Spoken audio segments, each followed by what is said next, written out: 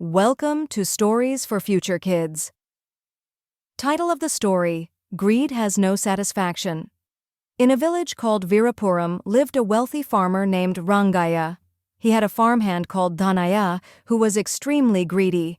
No matter how well Rangaya treated him or how much extra money and goods he gave beyond what was asked, Dhanaya always remained dissatisfied, craving for more.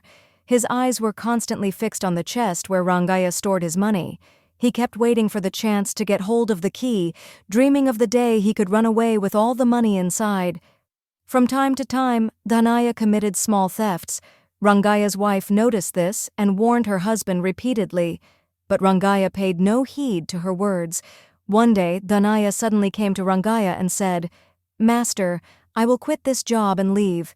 Even though I work honestly, you do not trust me completely." Rangaya replied calmly, "What are you saying, Dhanaya? You have complete freedom here. You may take whatever you need, eat whatever you want. Even the keys to my money chest are always available." Saying this, he pointed to a bunch of keys hanging nearby. At once, Dhanaya blurted out in panic, "But those keys don't open the chest."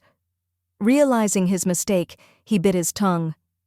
Rangaya immediately understood everything and said angrily, "When I give you money whenever you ask, what need did you have for the keys?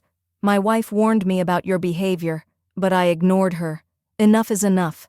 Take the money due to you and leave immediately." Filled with regret for his wrongdoing, Dhanaya left the house.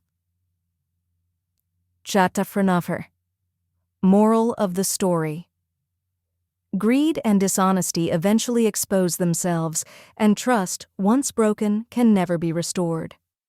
Like, share, and subscribe for more stories.